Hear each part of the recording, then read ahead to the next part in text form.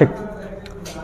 अब देखिए आज का टॉपिक हमारा है कि आधुनिक उद्योगों का सीमित विकास पढ़ना है। मतलब विकास तो हुआ हमारे यहाँ, आधुनिक उद्योग मतलब भारत में जो उद्योगों की जो स्थापना हुआ उसका यहाँ पर कैसा हुआ, सीमित विकास हुआ, लेकिन काफ़ी कम हुआ। जबकि औद्योगिकरण का सही विकास कहाँ हुआ, ब्रिटेन में हुआ। ये तो कल हम लोग पढ़े ही थे कि भारत में जहाँ क्या हुआ, देखिए ब्रिटेन में हुआ औद्योगिकरण और भारत में क्या हुआ, विऔद्योगिकरण। मतलब वहाँ पर उद्योग काफ़ी फले फूले और जबकि यहाँ पर उद्योग क्या हुआ, चौपटीकरण हो गया, बर्बाद हो गया, नाश हो गया। चौपटीकरण नहीं, चौपटी हो गया पूरी तरह से। तो औद्योगिक उद्योगों का जो सीमित विकास था, हम लोग आज देखने वाले हैं कि प्रथम चरण में 1850 से 1914 के बीच में कैसे औद्योगिक विकास हुआ। भारत में कुछ तो थोड़ा बहुत हुआ होगा और ब्रिटेन की क्या स्थिति थी हम लोग ये भी देख लेंगे। द्वितीय चरण में भारत में कितना विकास हो पाया, और अगर ये विकास नहीं हो पाया, जो भारत में सीमित विकास हुआ, विकास अच्छे से नहीं हो पाया, ये तो बात हम लोग को समझ में आ रहा है कि भारत में उद्योग धंधे ज़्यादा अच्छे से नहीं चल पाए, तो उसके सीमित विकास के कारण क्या थे। तो सबसे पहले हम ये देखते हैं कि भारत में जो आधुनिक उद्योग की जो बात करते हैं, उस समय का जो आधुनिक उद्योग था कौन कौन सा था। देखिए ब्रिटिश पूंजी पर आधारित उद्योग, मतलब वैसा उद्योग जिसमें पैसा किसका लगाओ, ब्रिटेन का लगाओ। और दूसरा क्या है, भारतीय पूंजी पर, तो यहाँ पर पैसा किसका लगा हुआ है, भारत के लोगों का। तो देखिए ब्रिटिश पूंजी पर कौन कौन सा उद्योग था टिका हुआ भारत में। भारत में ये देखिए ये काम कहाँ पे चल रहा है, भारत में, लेकिन पैसे कौन लगा रखा है, ब्रिटेन को लोग अपना पैसा लगा रखा है मुनाफा कमाने के लिए। तो सबसे पहला क्या है, बागान उद्योग। यहाँ पर देखिएगा बागवानी वगैरह किया जाएगा अच्छे तरीके से। तो बागान उद्योग में पूरा पैसा कौन लगा रहा है, ब्रिटेन लगा रहा है। दूसरा कोयला उद्योग, भारत में जो कोयला वगैरह जो निकाला जाता है, कोयला निकालने का प्रोसेस तो जानते हैं बहुत खर्चीला होता है, उसके लिए पूरा गड्ढा करना पड़ता है। नहीं, आप देखते होंगे अभी जहाँ भी माइनिंग वगैरह होता है, देखते होंगे एक आदमी पूरा पीछे जो है उसको कड़ी के रूप में बांधा जाता है और वो नीचे जा करके वहाँ पे उसको कोड़ना पड़ता है, खुदाई करना पड़ता है। तो कोयला निकालने का जो प्रोसेस होता है वो बहुत ही वैसे भी खर्चीला होता है, तो उसमें पैसे बहुत खर्च करने पड़ते हैं। तो इसमें भी पूरा पैसा किसका लगा हुआ है, ब्रिटेन का। और यही लोग क्या करेगा, भारत में आकर के कोयला का खुदाई करेगा और फिर ये खुदाई करने के बाद फिर वो क्या करेगा, कोयले को ब्रिटेन ले जाएगा। इस कोयले का इस्तेमाल ब्रिटेन में होगा। क्यों भाई, क्योंकि लोहे को पिघलाना है, तो लोहे को पिघलाने के लिए क्या चाहिए, कोयला। अच्छा, फैक्ट्री जो चलेगा तो फैक्ट्री को जो ऊर्जा चाहिए होगा, ईंधन चाहिए होगा, वो ईंधन के रूप में क्या इस्तेमाल होगा, कोयला। उस समय जो बाद में आगे चल के जो ट्रेन चलाया जाएगा ब्रिटेन में, तो उसमें तो भाप इंजन चलता था, तो वो तो बिना कोयले का चलेगा नहीं, तो वहाँ भी क्या चाहिए। तो भारत में तमाम अलग अलग जगहों पर, खास करके जो आपका जो जमशेदपुर का जो एरिया है, झारखंड का जो एरिया है, झरिया वगैरह का जो वहाँ पर है, वहाँ पर कोयला का बहुत ज़्यादा मतलब प्रचुर मात्रा में पाया जाता है। छोटा नागपुर का पठार जिसको कहते हैं, तो छोटा नागपुर का जो पठार है, जो झारखंड और उड़ीसा का जो क्षेत्र है काफ़ी हद तक, वहाँ पर आज भी देखिए कि कोयले का माइनिंग बहुत ज़्यादा होता है। तो इस कोयले का उद्योग में, यानी कि कोयले के खनन में सारा खर्चा किसका लगा होता है, ब्रिटेन का।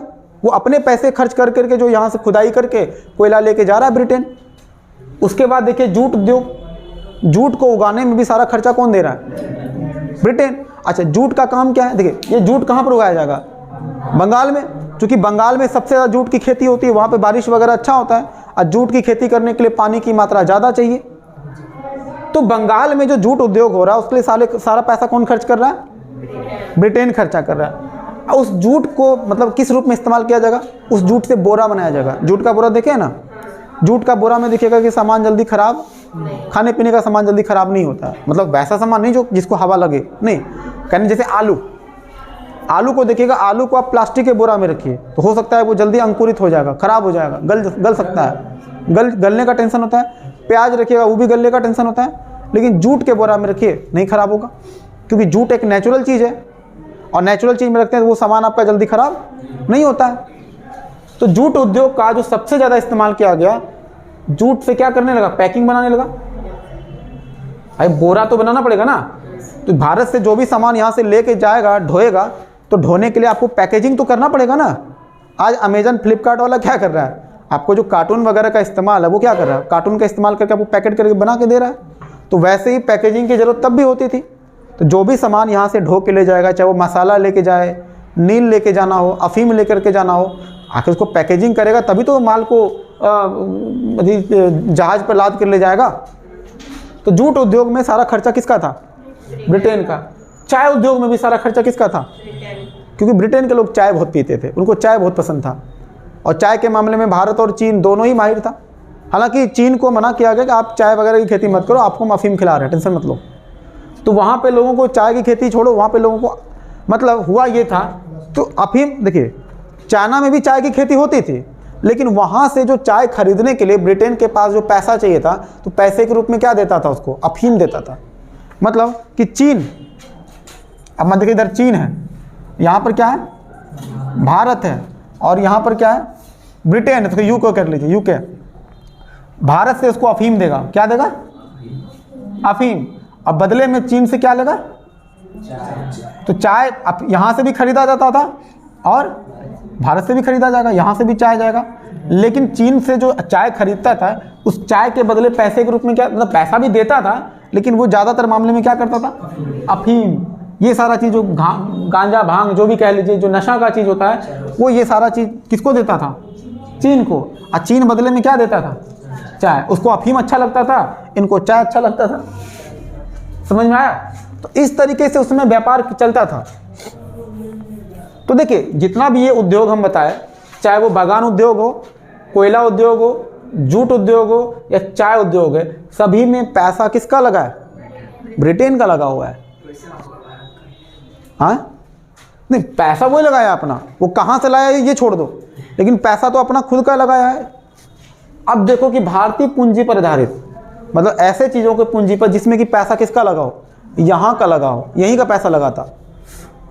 लोहा उद्योग, भारत में जो लोहा जो गलाया जाता था, जहाँ पर लोहा वगैरह के जो माइनिंग वगैरह होता था, तो लोहा से जैसे कि पटरी बनाएगा, भारत में लोहा से पटरी बनाएगा, तो लोहा से पटरी बनाने पर जो खर्चा होगा वो यहीं के लोगों पर आरोपित किया जाएगा। वस्त्र उद्योग, भारत में सीमित मात्रा में वस्त्र का भी उद्योग, कुछ काम वगैरह हुआ, उसमें भी सारा पैसा किसका लगा? भारत का लगा। उपभोक्ता उद्योग, खाने पीने का जो कुछ बहुत सामान होता था, वो भी कौन बनाता था? ब्रिटेन।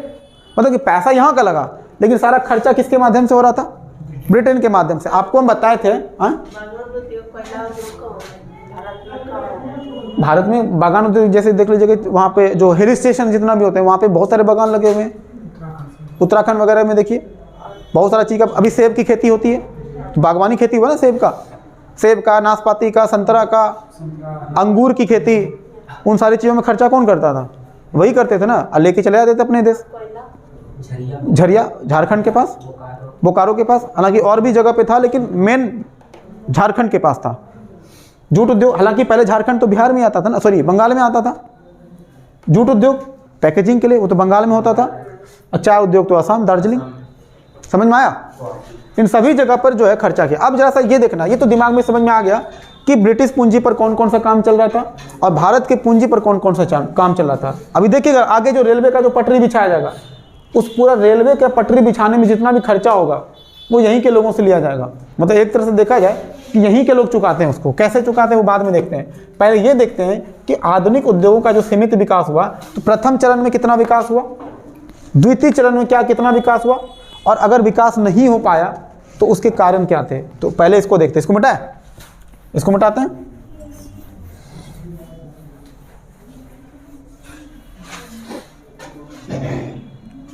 ऐसा करते हैं, वीडियो को पॉज कर लेते हैं, हम इसी तरह से पहले लिख लेते हैं, तब आप मतलब कि जब समझाएंगे तो ज़्यादा अच्छा होगा, नहीं क्योंकि बार बार लिखेंगे तो इससे वीडियो साइज बढ़ जाता है, लिखेंगे टाइम लग जाता है। तो पॉज कर दीजिए थोड़ा सा। अब देखिए, इस प्रथम चरण के दौरान भारत में उद्योगों का विकास तो हुआ। दरअसल हम जो पढ़ रहे हैं वो आधुनिक उद्योगों का सीमित विकास है। वो सीमित विकास यानी कहाँ पर हो रहा है?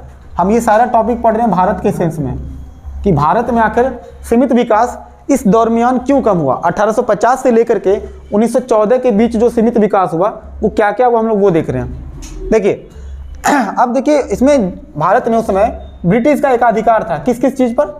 जूट उद्योग पर, बागान उद्योग पर एवं कोयला उद्योग पर। इन तीनों जगह पर किनका एकाधिकार था? ब्रिटिश का। जूट की खेती कौन करवाएगा? केवल और केवल ब्रिटेन के लोग। बागान कौन करवाएगा? ब्रिटेन। कोयला उद्योग भी किसके हाथ में था? यहाँ के लोग तो उस पर दिमाग नहीं लगा रहे थे।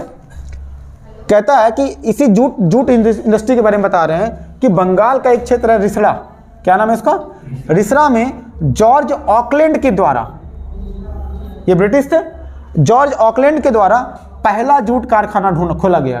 कहाँ पर, बंगाल के रिसड़ा में। ये एग्जाम में पूछा जाता है कि जूट इंडस्ट्री सबसे पहली बार कहाँ खोला गया, वो तो कॉमन सेंस की बात है, बंगाल में होगा, लेकिन किनके द्वारा खोला गया ये भी एक बार पूछा गया। तो किनके द्वारा खोला गया, जॉर्ज ऑकलैंड के द्वारा। ये भारत का पहला कह सकते हो जूट इंडस्ट्री था, नहीं तो भारत का सबसे पहला जूट इंडस्ट्री किसके माध्यम से खोला गया, जॉर्ज ऑकलैंड के द्वारा। कब खोला गया, 1885 में खोला गया। ठीक, ये हमारा हो गया इन्फॉर्मेशन। दूसरा देखते हैं, ये तो 1885 की घटना था। ये 1885 का वही दौर है जब कांग्रेस का स्थापना होता है, नहीं कौन थे इसके संस्थापक, कांग्रेस के रमेश चंद्र बनर्जी कि एओ ह्यूम। अच्छा ठीक है, आगे पढ़ेंगे कांग्रेस तो फिर देखेंगे। उसके बाद देखिए 1853, याद है ये घटना, जी क्या हुआ था 1853 में, पहली बार रेल मतलब चला था, कहाँ से, बम्बई से थाने चला था। हाँ अरे बाप रे, चलो किलोमीटर भी याद है, बहुत बढ़िया। ठीक है, 1853 में काबस जी नाना भाई, कौन, काबस जी नाना भाई। देखिए ब्रिटेन के माध्यम से जो उद्योग चला था वो तो जूट बागान एवं कोयला उद्योग, तो पहले भी बता दिए कि ब्रिटिश पूंजी किसमें लगा हुआ था, तो वो इंडस्ट्री कौन लगाएगा, वो तो ब्रिटेन वाले लगाएंगे।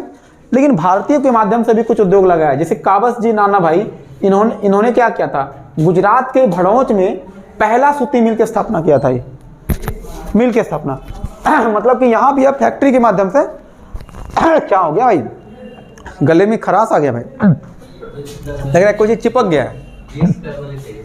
अच्छा विक्स की गोली ना, पानी वगैरह नहीं है ना यहाँ पे, हम भी लेकर आते हैं नहीं, छोड़ो। तो देखो काबस जी नाना भाई के माध्यम से गुजरात के भड़ौच में क्या हुआ, भारत का पहला सूती मिल की स्थापना कौन किया, काबस जी नाना भाई। कहाँ पर हुआ, भड़ौच में हुआ। कब हुआ, 1853 में, जिस समय के रेलवे का गठन हुआ था।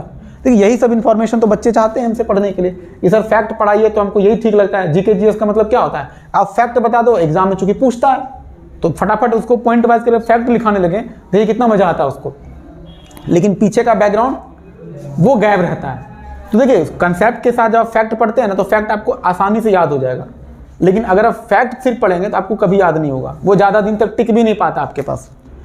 उसके बाद देखिए स्वदेशी आंदोलन जब भारत में हो रहा था, कब हो रहा था, 1905 के टाइम में हो रहा था। देखिए 1905 में जब बंगाल का विभाजन हुआ था, जिस समय की पूर्वी बंगाल और पश्चिमी बंगाल अलग हुआ था, तो पूर्वी बंगाल में कौन था, बांग्लादेश, और पश्चिमी बंगाल में कौन था, अभी जो पश्चिम बंगाल है। मतलब उस समय पश्चिमी बंगाल का मतलब था कि बिहार, बंगाल, उड़ीसा और झारखंड का क्षेत्र जो था वो सारा था बंगाल में। तो जब स्वदेशी आंदोलन के टाइम चल रहा था तो हम लोग क्या किए थे, विदेशी वस्तुओं का, विदेशी कपड़ों का हम लोग होली जलाए थे। गांधी जी कह रहे हैं, गांधी जी तो उस समय आए भी नहीं थे, नहीं गांधी जी तो मतलब 1916 में आते हैं भारत में, तो 16 में आए थे, 15 में आए थे, 15 में आए थे ना। तो देखिए स्वदेशी आंदोलन के टाइम में जब हम लोग विदेशी वस्तुओं का बहिष्कार करेंगे, उस समय भी कुछ ना कुछ फैक्ट्री का स्थापना किए थे हम लोग। तो उस समय कुछ छोटा मोटा मतलब फैक्ट्री स्थापना किए थे, जैसे माचिस उद्योग हम अपना बनाए, अपना फैक्ट्री बनाए माचिस का मतलब प्रोडक्शन करने के लिए। देखते हैं माचिस में जो तीली वगैरह इस्तेमाल होता है, तो तीली के लिए उसमें जो फास्फोरस वगैरह का इस्तेमाल किया जाता है, तो वो फैक्ट्री में तैयार होता है। फिर लकड़ी के डंटल में उसको लगाया जाता है और जलाते हैं तो सर्र से जलता है एकदम पूरा माचिस, तो लगता है यार कितना कमाल का चीज़ है। वो दरअसल फास्फोरस का कमाल होता है ना। तो माचिस उद्योग, साबुन उद्योग, साबुन भी बनाएगा भारत। अब भारत में कुछ छोटा बहुत मात्रा में यहाँ पर साबुन भी, देखिए बचपन में पढ़े होंगे 9th-10th में साबुन बनाने की विधि क्या थी, नहीं पढ़े विज्ञान की किताब में, तो वही सब हाँ फिजिक्स में पढ़े थे या केमिस्ट्री में पढ़े थे, बताइए किस सब्जेक्ट में पढ़े थे, ये भूल गए। चलो ठीक है, तो भारत में कुछ माचिस उद्योग खोला जाएगा, कुछ साबुन उद्योग खोला जाएगा, और थोड़ा बहुत बंगाल केमिकल्स, यानी कि केमिकल्स वगैरह भी हम लोग धीरे धीरे बनाना सीख जाएंगे, है ना। जैसे कपड़े वगैरह की डाई करना है, कलर करना है, तो केमिकल्स का कमाल होता है। तो जैसे किसी सामान को आपको काफ़ी दिन तक मतलब कि उसको खाने योग्य रखना है, उसमें भी केमिकल्स का कमाल होता है। फल पकाने के लिए इथिलीन का इस्तेमाल होता है, तो वो भी केमिकल्स है अपने आप में। तो धीरे धीरे बंगाल केमिकल्स फैक्ट्री बनाए, तो वहाँ पर केमिकल्स वगैरह बनाने लगे हम लोग। उसके बाद साबुन उद्योग, साबुन बनाना धीरे धीरे हम लोग सीखे थे। माचिस उद्योग, देखिए ब्रिटिश शिक्षा नीति का ही तो फायदा हुआ था कि थोड़ा बहुत विज्ञान की शिक्षा हम लोग उससे जो लिए, उससे हम लोग ये सब फैक्ट्री क्या हो गया तैयार करते। इसीलिए ये काफ़ी लेट से हुआ था 1905 में, और ब्रिटिश शिक्षा नीति तो बहुत पहले आई थी नहीं।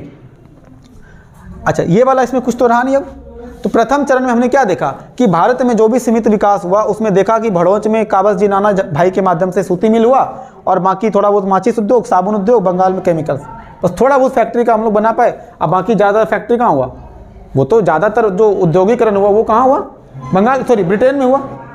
अब इसको मिटाते हैं, और मिटाने के बाद हम लोग देखते हैं कि आखिर 1914 से 47 के बीच में भारत में किस किस चीज़ का विकास हुआ। ठीक है, तो वीडियो को पॉज करते हैं, फिर बताते हैं। अब देखिए सेकेंड स्टेज में भारत में जो उद्योगों का विकास हुआ था वो किस प्रकार से होता है, हम उसको देखते हैं। तो देखिए 1914 से 47 का जो टाइम है वो क्या है, द्वितीय चरण में आखिर सीमित विकास कितना हुआ वो देखते हैं। तो 1914 से 18 के बीच में हम सभी को पता है क्या हुआ था, प्रथम विश्व युद्ध हुआ था, फर्स्ट वर्ल्ड वॉर हुआ था। अच्छा, हुआ ये था कि युद्ध के समय में क्या हुआ, अचानक से ब्रिटेन से जो सामान आता था भारत में, वो सामान आना क्या हो गया, बंद हो गया। यानी कि ब्रिटिश निर्मित वस्तु का आयात क्या हो गया, खत्म हो गया। तो देखिए भारत में ब्रिटिश वस्तु के आयात क्या हो गया, कम हो गया। अब इसके वजह से जो वस्तु चाहिए था हम खुद ही बनाने का कोशिश करेंगे, मतलब कि एक तरह से मौका मिला, यहाँ के उद्योगों को विकास करने का एक मौका मिला, क्योंकि अभी ब्रिटिश निर्मित वस्तु आ नहीं रहा था। अच्छा, डिमांड चारों तरफ से था, क्योंकि लोगों को आदत बन चुका था, ब्रिटेन के सामान का आदत लग चुका था ना लोगों को। जिस सामान का आपको आदत लग जाएगा आप तो ढूंढेंगे कि हमको वो चाहिए, चाहे कोई भी कीमत ले लो। तो ऐसे में यहाँ के जो उद्योगपति था उनको मौका मिला, सोचा अच्छा बेटा अभी अच्छा टाइम है, आदत तो लगा हुआ है, वही सामान हम बनाएंगे, तुम हमसे भी खरीदोगे, ज़्यादा भी कीमत लेंगे तब भी तुम अभी कीमत दोगे। जैसे अभी देखिए कोरोना के टाइम में क्या हुआ था, मोबाइल फ़ोन का दाम अचानक से क्या हो गया था, बढ़ गया था, लेकिन तब भी मोबाइल फ़ोन लोग खरीद रहे थे कि नहीं, क्योंकि इंपोर्ट एक्सपोर्ट क्या हो गया था, ख़त्म हो गया था। तो जो सामान यहाँ पर ऑलरेडी रिजर्व था उसको ज़्यादा कीमत में बेचा गया, और ऐसे में कार्बन, लावा, ऐसी कंपनियों को ऊपर उठने का मौका मिला। अभी देखिए कौन एक कंपनी आया है, भूल रहे हैं उसका, काफ़ी मतलब सस्ता रेट में भी फ़ोन निकालता है, क्या नाम है उसका, नहीं पोको तो रेडमी सब है, क्या नाम है उस कंपनी का, भूल रहे हैं। अरे यार एक नया कंपनी है कोई, वो भी मतलब इंडिया का कंपनी है, तो उसको अभी देखिए नया नया मौका मिल रहा है। अरे आप लोग याद रखिएगा क्या नाम, हमको भी याद नहीं आ रहा अभी। ठीक है, अब देखिए क्या हुआ था, जैसे याद आएगा हम आपको बता देंगे। देखिए यहाँ से इन्फिनिक्स है ना सर, इन्फिनिक्स, हाँ क्या चीज, इन्फिनिक्स शायद इंडियन कंपनी है जहाँ तक हमें नॉलेज है, आप लोग थोड़ा चेक कर लीजिएगा। इन्फिनिक्स इंडियन कंपनी, अभी इन्फिनिक्स का जो है जो फ़ोन आ रहा है मार्केट में, ठीक ठाक मार्केट में पकड़ लिया है इन्फिनिक्स का। तो एक समय माइक्रोमैक्स चल रहा था, अभी इन्फिनिक्स का चल रहा है। ये इन लोगों को मौका कैसे मिला, क्योंकि जब कोरोना का टाइम था तो उस समय बाहर से कोई सामान आ नहीं पा रहा था, तो ऐसे में यहाँ का जो स्वदेशी कंपनी था उसको मौका मिला, और लोगों को मोबाइल फ़ोन का आदत लग चुका था, तो अब तो वो कोई भी कीमत देने के लिए तैयार है ना।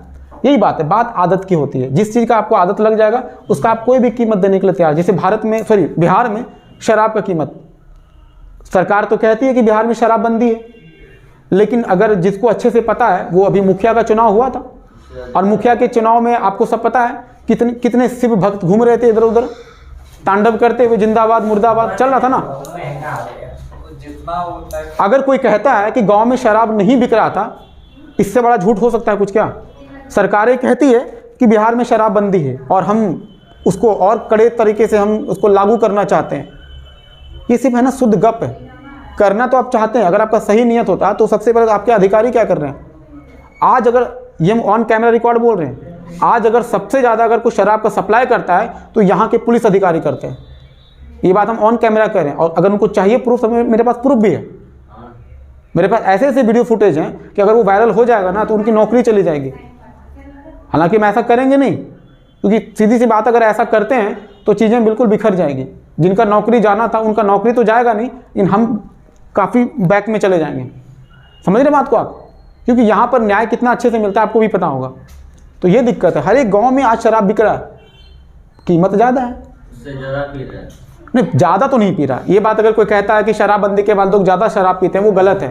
देखिए इकोनॉमिक्स की सीधी बात बताते हैं, किसी भी चीज़ का अगर कीमत बढ़ेगा, कभी नहीं पिएगा यार, कभी नहीं, गलत बोल रहा है सब बात नहीं भाई। सुनो तो पहले समझो तो पहले बिहार में जब शराबबंदी नहीं था, अगर शराब का खपत इतना था, मान लो उस समय शराब का कीमत भी क्या था, कम, 100, 150, 200 मिल जाता था।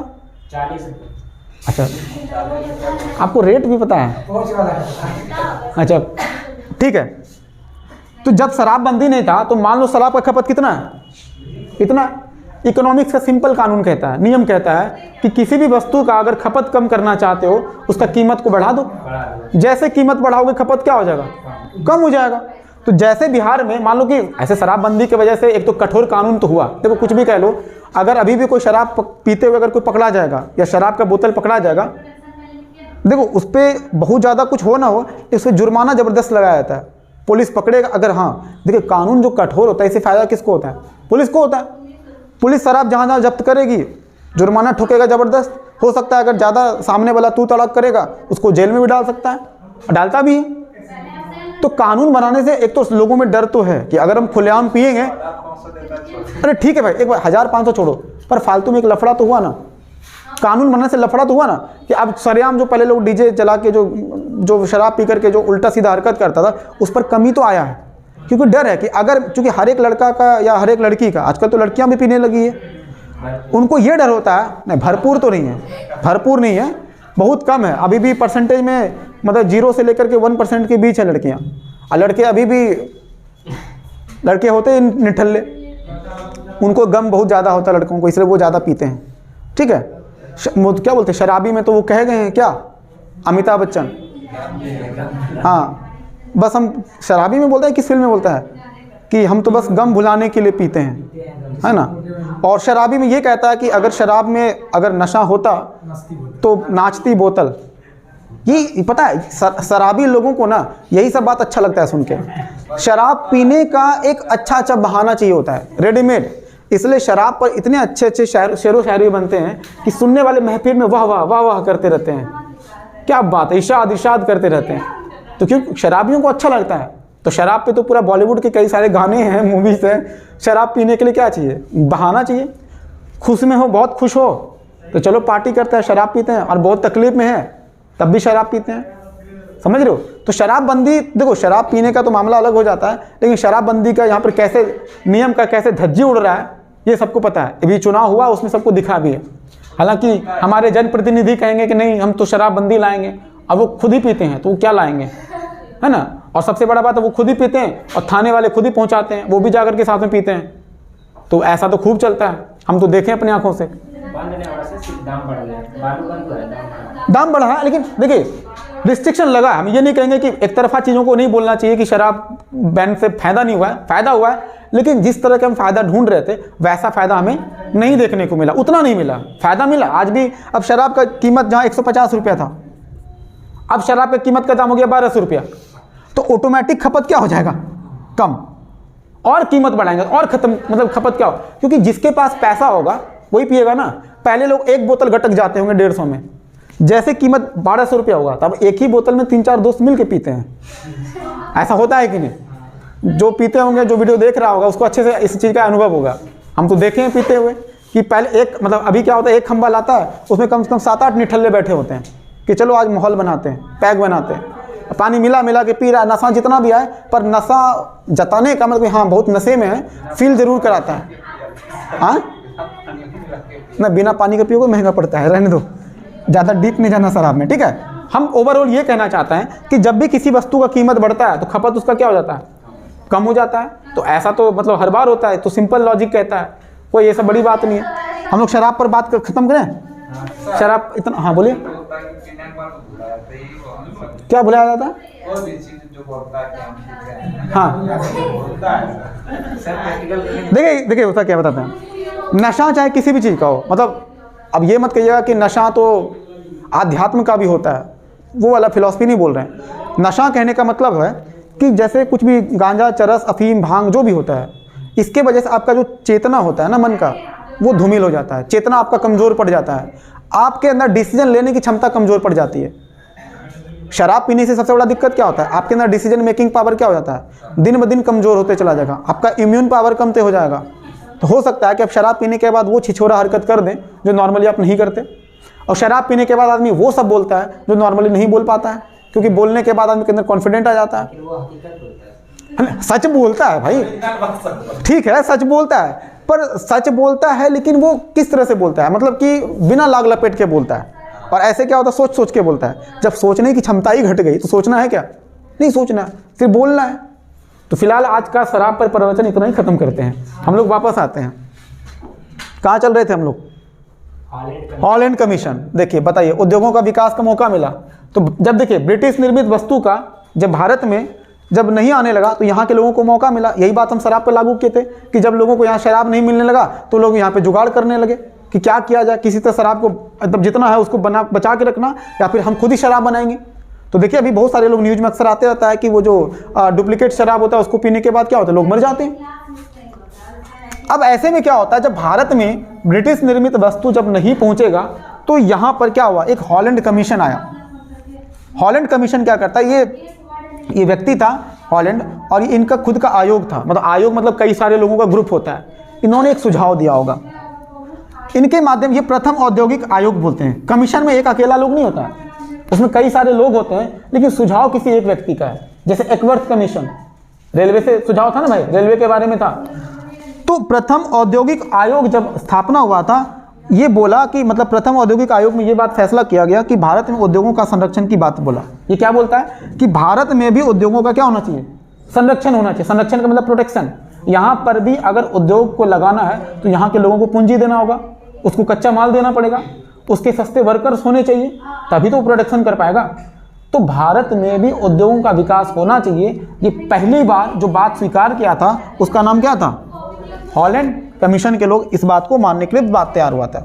एक दूसरा व्यक्ति है, उसका नाम क्या है, ये तो विदेशी थे ना, अब भारत के लोग जरा सा जाओ, इन्होंने क्या सुझाव दिया, इनका नाम है इब्राहिम रहीमतुल्ला।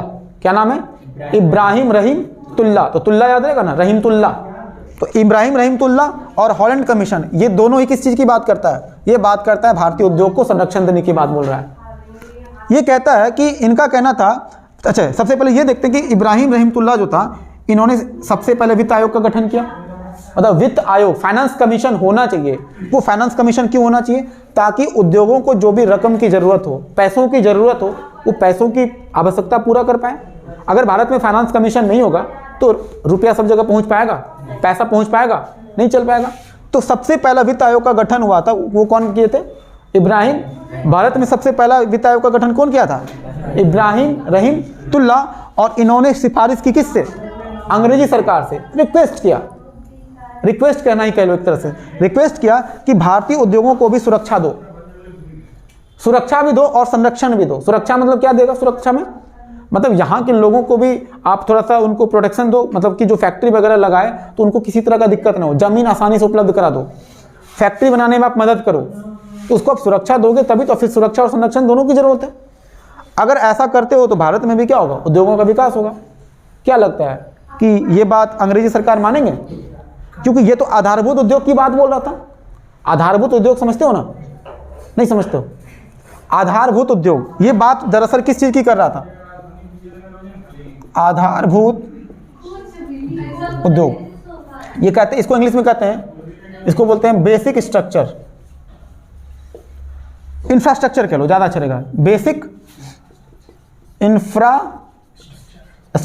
जैसे बात करें भारत का बेसिक इंफ्रास्ट्रक्चर क्या है, भारत में अगर अच्छे से बोला जाएगा कि भारत में यहाँ पर ज़्यादा लोग उद्योग, जैसे बिहार में उद्योग वगैरह उतने हैं। रीज़न क्या है, क्यों बाहरी कंपनी यहाँ पर आके उद्योग नहीं लगाना चाहती है, क्योंकि यहाँ पर ज़मीन को आसानी से एक्वायर नहीं किया जा सकता है।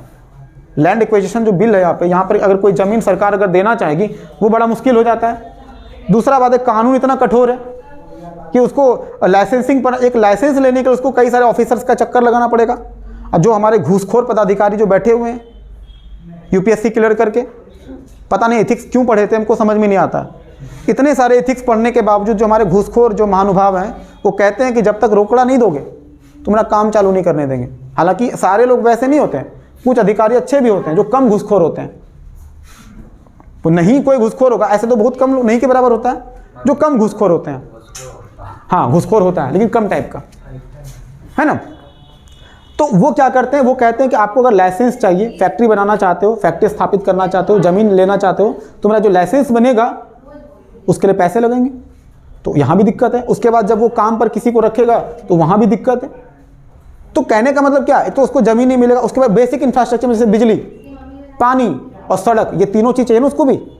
यहाँ पे सड़क की स्थिति अभी तो अच्छा हुआ थोड़ा बहुत, लेकिन अभी भी गांव-गांव में अभी और भी काम करने का ज़रूरत है, क्योंकि जो भी फैक्ट्री बनाएगा उसको सड़क तो चाहिए ना, ट्रांसपोर्टेशन कैसे करेगा, बिजली चाहिए ना, वो भी कैसा, सस्ता दर पर बिजली चाहिए उसको, कैसा, कम रेट में चाहिए, अब पानी भी चाहिए, तभी फैक्ट्री आपका बन पाएगा। तो बेसिक स्ट्रक्चर जो है वो सही से जो अंग्रेजी सरकार वो देने के लिए तैयार नहीं हुआ। अंग्रेजी सरकार बोली हम सड़क नहीं बनाएंगे, पानी की व्यवस्था नहीं करेंगे हम, और बिजली तो भूल ही जाओ, तो ये क्या फैक्ट्री लगा पाएगा, नहीं लगा पाएगा। और ऐसे में ये भी प्लान क्या हो, इब्राहिम रहमतुल्लाह का जो भी कहा गया था ये बात भी क्या हो गया, फेल हो गया, मतलब मना कर दिया ना। और उसके बाद थोड़ा बहुत होता भी है तो वो काम चलाओ, वही माचिस फैक्ट्री, दिया सलाई, वही माचिस फैक्ट्री को क्या बोलते हैं, दिया सलाई फैक्ट्री बोलते हैं, तो जो छोटा बहुत हुआ। अच्छा एक चीज़ और देखते हैं, इसी टाइम में 1939 से 45 में क्या देखना है, ये तो 1914 से 18 के बीच की बात था, मतलब उसके बाद की भी बात था। तो 1939 से 45 के टाइम में क्या हो रहा था, फिर द्वितीय विश्व युद्ध में फिर दिक्कत होगा। उस समय वहाँ भी, यहाँ फिर दिक्कत वही होने लगा कि ब्रिटिश निर्मित वस्तु आएगा फिर से, नहीं आएगा। भारत में यहाँ पर क्या चल रहा था, आंदोलन चल रहा था, करो या मरो। तब तक हम लोग भी काफ़ी मैच्योर हो चुके थे, पढ़ाई लिखाई के मामले में भी काफ़ी पहले से बेहतर हो गए थे। अब लोग समझने लगा हर चीज़ को कि हमें क्या चाहिए होगा। तो भारत के कुछ पूंजीपति, लगभग 8 प्रमुख पूंजीपति ने जो है एक योजना बनाई, एक प्लान बनाया। उस योजना को क्या बोलते हैं, बॉम्बे योजना। ये योजना क्यों बनाया गया था, ताकि भारत में भी उद्योगों का विकास बेहतर तरीके से हो सके। तो 8 प्रमुख उद्योगपति ने प्रमुख जो बॉम्बे योजना जो है उसमें 1944 में ये योजना आया था। आप लोग का होमवर्क ये है कि उसमें से 8 प्रमुख उद्योगपति जो थे वो कौन कौन से थे। तो जिनको भी पता होगा कमेंट बॉक्स में नाम, मतलब उसको जो है बताना हमें, ठीक है। जैसे रतन टाटा वगैरह भी थे उसमें, जो उनके फादर जो थे, क्या नाम था उनके फादर का, भूल गए, धीरू भाई अंबानी, ये लोग तो नहीं थे। हाँ अच्छा चलिए ठीक है। तो जरा मतलब इसी टाइप के लोग होंगे ना, इस टाइप के कौन कौन लगते हैं वो 8 लोगों का नाम बताना है। अच्छा फाइनली ये समझते हैं इन लोगों का प्लानिंग क्या था। जो बॉम्बे योजना, ये चूंकि बॉम्बे योजना इसलिए नाम दिया गया क्योंकि ये सारे उद्योगपति बॉम्बे में बैठकर प्लान बना रहे थे, तो क्या नाम पड़ जाएगा, बॉम्बे योजना। इसमें किस चीज़ पे बात किया गया, सबसे पहले भारत में भूमि सुधार पर काम करना पड़ेगा। किस चीज़ पर, अगर भूमि सुधार पर काम करेंगे नहीं तो जो फैक्ट्री लगाएंगे उसको ज़मीन मिल पाएगा, नहीं मिल पाएगा। तो क्या करना पड़ेगा हमको, भूमि सुधार पर काम करना पड़ेगा। दूसरा काम क्या करना पड़ेगा, कृषि क्षेत्र में, कृषि के क्षेत्र में सरकारों को निवेश करना पड़ेगा। किसको निवेश करना पड़ेगा, याद होगा इससे पहले जो खेती में जो भी निवेश करता था किसान खुद करता था अपना, किससे पैसा लेकर के, साहूकार से, महाजन से लेकर के। इस चक्कर में क्या हुआ, बर्बाद हो गया ना, पूरा ऋणग्रस्त हो गया था। अब भारतीय जो किसान थे वो अकाल, वहाँ पे अकाल की बारंबारता भी हम लोग देखे हैं। तो ये समस्याओं से ये लोग को पता था ये प्रॉब्लम आता है किसान को। तो ऐसा करते हैं कि कृषि क्षेत्र में सरकार ने निवेश करना चाहिए, सरकार को पैसा खर्चा करना पड़ेगा। क्या आज कृषि क्षेत्र में सरकारी निवेश है, सरकार हमें कृषि क्षेत्र में मदद करती है, बहुत करती है।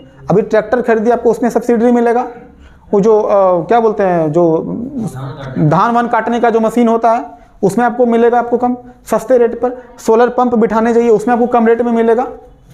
और खाद का, बीज पे, हर चीज़ पे सब्सिडी देता है। क्यों, क्या चीज़ पे, हाँ प्रधानमंत्री निधि योजना वगैरह में, मतलब किसानों को अब तो बहुत सारे पैसे हेल्प मिलती है गवर्नमेंट से, ताकि आप खेती कम कीमत पर कर पाओ, आपको दिक्कत ना हो खेती करने में। क्योंकि खेती रुक जाएगा तो लोगों को अनाज का, क्योंकि किसान क्या होते हैं, देश के लिए अन्नदाता है। अगर वो फसल उगाना बंद कर देंगे तो पूरा देश चल पाएगा, भोजन मिल पाएगा, नहीं मिलेगा। इसलिए किसानों को आज देखते हैं कि सरकारी निवेश बहुत ज़्यादा हो चुका है। लेकिन पहली बार कृषि क्षेत्र में सरकारी निवेश की जो बात कर रहा था उस समय की बात है, ये कौन कर रहा था, ये लोग मिल करके। तो ये आइडिया हमें तभी से मिला था। तीसरा पॉइंट क्या है, सिंचाई के साधनों का विकास। देखो सबसे बड़ा कृषि के साथ समस्या क्या है, सिंचाई। अगर सिंचाई का व्यवस्था हो, पानी की सुविधा हो तो खेती करने में दिक्कत है, नहीं है। आज भी देखो पंजाब में जो हरित क्रांति आया उसका सबसे बड़े रीजन क्या था, हरित क्रांति जो पंजाब और हरियाणा के क्षेत्र में जो आया, या फिर पश्चिमी यूपी कह लीजिए, वहाँ पर हरित क्रांति क्यों हो पाया, वहाँ के किसान इतना अमीर क्यों हैं, क्योंकि वहाँ पर जगह जगह पर कैनाल बनाए गए, नहर बनाए गए, पानी की सुविधा दिया गया। तो जहाँ पानी की सुविधा होगा ऊपर से सरकार का सब्सिडी है, ट्रैक्टर सस्ते रेट में मिल रहा है, तो वहाँ पर खेती नहीं होगा क्या। बिहार में आज भी इस चीज़ का समस्या है, सिंचाई का साधन अभी भी अच्छे तरीके से नहीं हो पाया। गंगा नदी से देखिए, गंगा का जो नदी है, गंगा नदी का हर बार देखते होंगे बाढ़ आ जाता है, पानी में कितना सारा पानी लॉस होता है, हम लोग का बर्बादी होता है ना पानी। अगर उस पानी का सही इस्तेमाल हम लोग करते, कैनाल वगैरह बनाते, जो कि नीतीश कुमार अभी कह भी रही है कि हम कैनाल बना के किसानों को यहाँ पर पानी की सुविधा हम देने का कोशिश करेंगे। अगर यहाँ पर भी सिंचाई का साधन हो गया तो कृषि बेहतर होगा। हमारे यहाँ भी पंजाब और हरियाणा के जैसे अमीर किसान होंगे, वहाँ पर किसानों का बच्चा कनाडा में पढ़ता है और यहाँ पर किसानों का बच्चा बांका में पढ़ता है। कितना फ़र्क है। बिहार का बच्चा जहाँ भी जिस डिस्ट्रिक्ट में है, हम लोग अगर अपने तुलना में देखें तो पंजाब और हरियाणा के किसान का बेटा कनाडा जाके पढ़ता है और हम लोग यहाँ बांका में पढ़ रहे हैं। भागलपुर वाले भागलपुर में पढ़ते हैं। ज़्यादा से ज़्यादा अगर बड़ा किसान हो गए, तुम दिल्ली जाके पढ़ा लो अपने बच्चे को। समझ रहे हो बात को। तो इतनी इनकम नहीं है यहाँ पे किसानों का। दिक्कत क्या है? सिंचाई।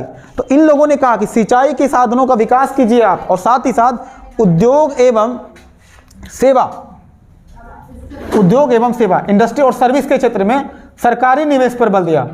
उद्योग मतलब जो फैक्ट्री वगैरह लगाया जाएगा वहाँ भी सरकार को पैसा खर्चा करना चाहिए, और सेवा क्षेत्र में भी सरकार को पैसा खर्चा करना चाहिए। एग्जाम्पल दें, अब सेवा क्षेत्र क्या हो, जैसे मान लो कोई टीचर बनना चाहता है, कोई सेना बनना चाहता है, तो सरकार का काम क्या है? उसका खर्चा निकालना। मतलब अगर कोई टीचर बनेगा तो सैलरी कौन देगा? सरकार। सेना बनेगा तो सेना का खर्चा कौन देगा? सेना क्या देती है? सर्विस। तो खर्चा करना पड़ेगा ना। आप सेना को सैलरी नहीं दोगे, टीचर को सैलरी नहीं दोगे, बैंक के स्टाफ को सैलरी नहीं दोगे, वो काम करेगा? तो सेवा क्षेत्र में भी सरकारी निवेश चाहिए, और उद्योग के क्षेत्र में भी क्या चाहिए? सरकारी निवेश। ध्यान रखिए, उस समय का सरकार कौन था? ब्रिटेन। कौन था? ब्रिटेन। तो बात समझ में आया? भूमि सुधार में यह था कि जो जमीन का जो मैटर था, क्योंकि बड़े बड़े राजवाड़ों के पास ज़्यादा जमीन था, किसानों के पास जो आम, देखिए हुआ क्या था कि कुछ लोगों के पास जमीन का टुकड़ा बहुत बड़ा था और कुछ लोगों के पास जमीन क्या था? बहुत कम था। ओबियसली जो जमींदार वर्ग जो थे उनके पास जमीन क्या होगा? ज़्यादा। जो अंग्रेजों के अच्छे चाटुकार थे उनके पास जमीन क्या होगा? ज़्यादा। अच्छा, वो देना नहीं चाहते थे जमीन, तो भारत में उद्योगों का विकास होगा। जब कोई जमीन ही नहीं देना चाहेगा तो हम कर पाएंगे? अभी मान लो बिहार में रेलवे का पटरी बिछाना चाहती है नीतीश कुमार कई जगह पर, लेकिन यहाँ पर दिक्कत क्या है कि लोग अपना ज़मीन नहीं देना चाहते हैं। और ज़मीन देंगे भी तो मार्केट रेट पर देंगे, और सरकार के पास उतना पैसा है नहीं कि मार्केट रेट पर तुम्हारा जो है ज़मीन खरीद पाएगा। 10 लाख 20 लाख रुपए इकट्ठा खरीद पाएगा? सरकार नहीं खरीद पाएगा, इसलिए रेलवे पटरी नहीं बिछा रहा है। तो जिस कीमत पे वो ज़मीन चाहते थे उस कीमत पे ज़मीन मिल पा रहा है? तो ये सारा तमाम समस्या था। और इसके बाद जो फाइनली हम देखते हैं कि फर्स्ट स्टेज और सेकेंड स्टेज में क्या क्या हुआ, तो समझ लिए। अंतिम टॉपिक ये हमारा कि आखिर क्या रीजन था कि आधुनिक उद्योगों का सीमित विकास हुआ, क्यों ये फेल रहा। तो हम वीडियो को पहले पॉज करते हैं, उसके बाद जो सबसे लास्ट वाला जो टॉपिक है ये हम बता के चैप्टर को क्लोज करते हैं। अब देखिए, ये जो 8 उद्योगपति का जो नाम बता रहे थे, जिनको नहीं पता होगा वो लिख देते हैं यहाँ पे, क्योंकि ढूंढने में बहुत टाइम लगेगा आप लोग को, है ना। तो सबसे पहले देखिए कौन है? जहांगीर रतन जी दादा भाई टाटा। तो ये टाटा याद रखिएगा, ये पूरा नाम उनका JRD टाटा बोलते हैं इनको। इनका पूरा नाम क्या है? जहांगीर रतन जी दादा भाई टाटा। तो सबसे पहले वही टाटा जो आज हमारे टाटा दिख रहे हैं। दूसरे कौन है? घनश्याम दास बिरला, जो आदित्य बिरला ग्रुप जो आज देख रहे हैं ना, तो घनश्याम दास बिरला। तीसरा कौन है? अर्देशीर दलाल। चौथा कौन है? श्री राम। पांचवा है कस्तूरी भाई लाल भाई। छठा है अर्देशीर दराबसाव श्रॉफ। तो टाइगर श्रॉफ याद रखिएगा, ये ऑटोमेटिक याद हो जाएगा, है ना। श्रॉफ, लाल भाई श्रॉफ। श्री राम तो छोटा है, बड़ा नाम याद नहीं होता है, तो इतना तो याद रख सकते हैं ना। उसके बाद देखिए 7वां कौन है? सर पुरुषोत्तम ठाकुर दास टंडन। तो क्या रखना है? पुरुषोत्तम टंडन याद रखना है, पुरुषोत्तम दास टंडन। ज़्यादातर आपको यही नाम देखने को मिलता है। और 8वां कौन है? जॉन मथाई। ये तो बहुत इजी है। तो ज़्यादातर जो आपको ऑप्शन में दिखेगा जॉन मथाई दिखेगा, क्योंकि यही कौन है? पहला रेल मंत्री कहलाता है ना भारत का। तो जॉन मथाई, पुरुषोत्तम दास टंडन, ये भी आपको ऑप्शन में दिखेगा। ये आपको कम दिखेगा। कस्तूरी भाई आपको दिखेगा, श्री राम भी कम दिखेगा, दलाल भी कम दिखेगा, बिरला जरूर दिखेगा, और टाटा भी दिखेगा। तो मेनली कम से कम 4 नाम 5 नाम तो याद होना चाहिए। लेकिन अगर BPSC में ऑप्शन में कोई एक नाम बीच में डाल दिया, अब 5वां नंबर ऑप्शन जानते हैं कि इनमें से सब या तो कोई नहीं, या एक से ज़्यादा ऐसा भी दे सकता है। तो ये हमारा था 8वां नाम। इसको आप लोग साइड में नोट डाउन कर लीजिएगा, वो जो 8 उद्योगपति था उसके लिए था इसमें। अब जरा सा देखते हैं कि आखिर क्यों भारत में औद्योगिक विकास का सीमित विकास हुआ। हमने सारा स्टेज देखा कि आखिर 1914 से 18 के आसपास, 1914 से कब के टाइम था वो, 47, 1914 से 47 के टाइम में कितना विकास हुआ और उससे पहले का विकास, दोनों स्टेज में देखे। रीज़न ये था कि भारत में सबसे समस्या क्या था, यहाँ पर पूंजी नहीं था। देखिए, कोई भी व्यापार अगर आप करते हैं ना, और अगर आपके जेब में रोकड़ा नहीं है, पूंजी नहीं है, आप व्यापार कर पाओगे? आपके अंदर कितना भी क्षमता हो, लेकिन आप पूंजी नहीं है तो आप व्यापार कर पाओगे? औद्योगिक विकास नहीं हो पाएगा। तो सबसे पहला समस्या था कि भारत में पूंजी का अभाव था, जबकि ये पूंजी ब्रिटेन के लोगों के पास था तो वो अपना विकास किया। हमारे पास पूंजी नहीं था तो हम विकास कर पाएंगे? नहीं कर पाएंगे। दूसरा है कि भारत में उद्योगों को सरकार का संरक्षण था। यहाँ के उद्योगों को सरकार संरक्षण देता था? ब्रिटेन वाले संरक्षण देते थे? नहीं देते थे, कोई मदद ही नहीं करता था अंग्रेज के लोग। तो दूसरा रीजन ये था। तीसरा क्या है कि भारत में जो रेलवे का ट्रेन जो चल रहा था, रेलवे का जो भाड़ा था, जो कीमत था, जो कि आने जाने का जो खर्च था भाड़ा, उस भाड़ा का जो भेदभाव मूलक रेट था, मतलब अगर कोई भारतीय चढ़ेंगे तो उसका कीमत अलग वसूलेगा और अंग्रेज के लोग चढ़ेंगे तो उसका कीमत क्या होगा, अलग होगा।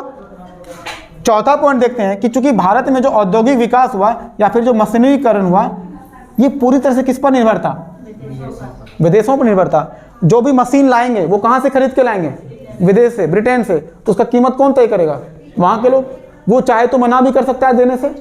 दूसरा बात है औद्योगिक विकास भी पूरी किस पे डिपेंड कर रहे हैं, ब्रिटेन में।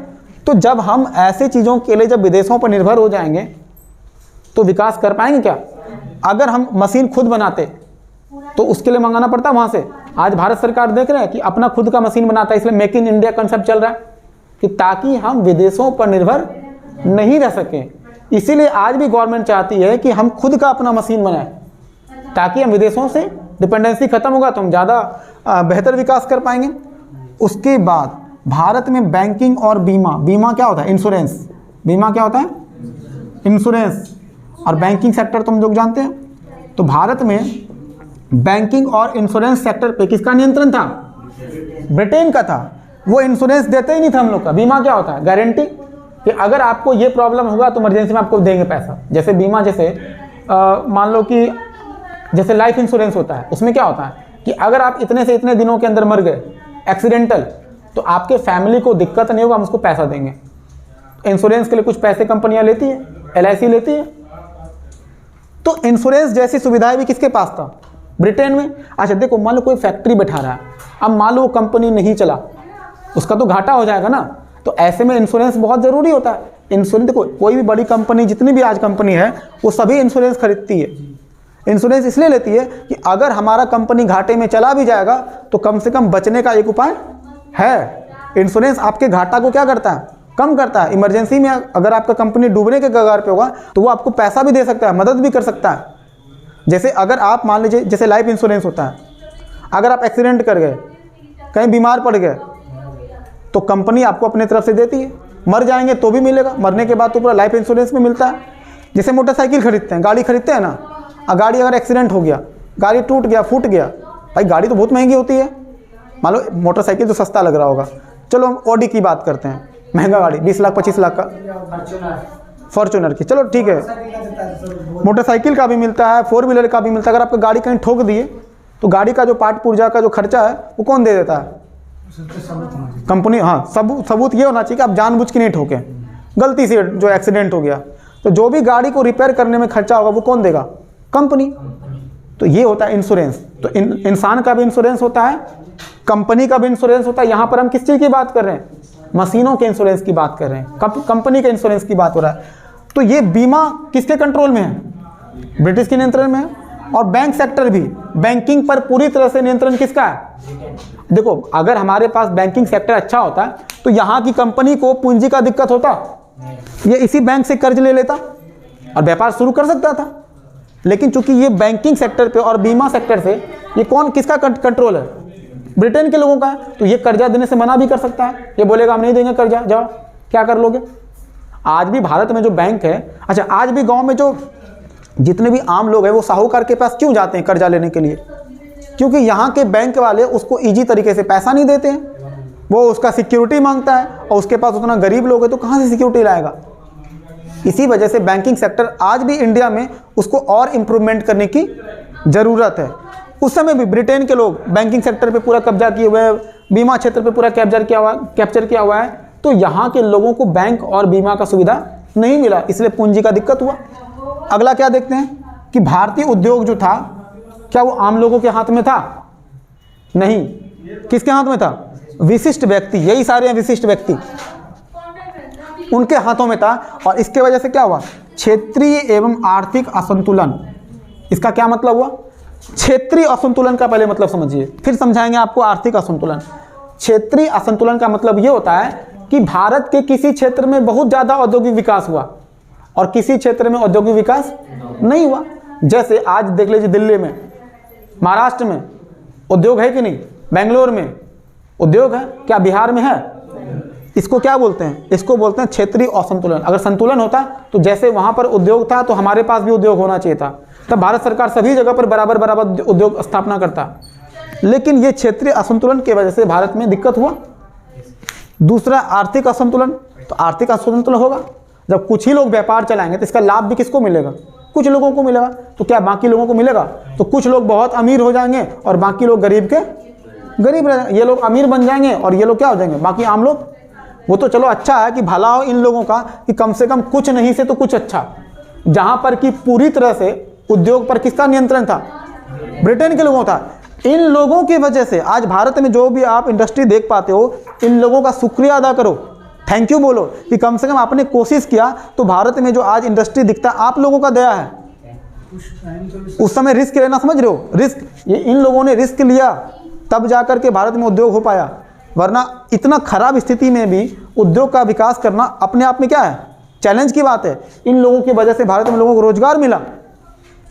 और यही देखिएगा, यही लोग जब भारत में राष्ट्रीय आंदोलन चलेगा ना, ये लोग फंडिंग भी करते हैं, खर्च। क्योंकि देखिए कोई भी आंदोलन में बिना पैसे का खर्च नहीं, बिना पैसे का आंदोलन नहीं होता है। ये फंडिंग कौन कराता है? ये लोग भी बहुत सारा फंडिंग किए हैं, यहाँ के लोग फंडिंग किए हैं। समझ में आ रहा ना? तो ये था हमारा आज का जो पूरा टॉपिक था, वो क्या था? आधुनिक उद्योगों का सीमित विकास का टॉपिक आज का फिनिश होता है। कल हम लोग क्या पढ़ने वाले हैं? रेलवे। ठीक है, तो आप लोग आराम आराम से नोट्स बनाइए, खूब पढ़िए, और हो सके तो वो वाला जो बुक हम कह रहे हैं बार बार, स्पेक्ट्रम की किताब आप खरीदिए। 15 वर्षों के लिए लॉन्च हुआ था ना सर? कौन? ये आठ उद्योगपति जो चला था, बॉम्बे प्लान। अच्छा, बॉम्बे प्लान तो इन लोगों ने मिल के बनाया था। इन लोग बॉम्बे प्लान जो किया था वो तो इन लोगों ने मिल के बनाया था। ये देखिए सर, कुछ लिखा है 15 वर्षों का प्लान था वो। बॉम्बे प्लान एक्चुअली 15 वर्षों के लिए था कि मतलब ऐसा होना चाहिए, अगले 15 साल में ये करेंगे वो करेंगे। ये जो बॉम्बे प्लान बनाए थे वो 15 वर्षों के लिए था। 5 हाँ, 5-5 वर्ष के, जैसे पंचवर्षीय योजना होता ना, उस तरह से करके किया गया था। 15 साल को 5-5 वर्ष में 3 टर्म में बांट दिया गया था। ठीक है, तो आज के लिए इतना रहने देते हैं। कल हम लोग पढ़ते हैं रेलवे। तो रेलवे से फिर हम लोग देखते हैं। वीडियो स्टॉप कर लीजिए आराम से।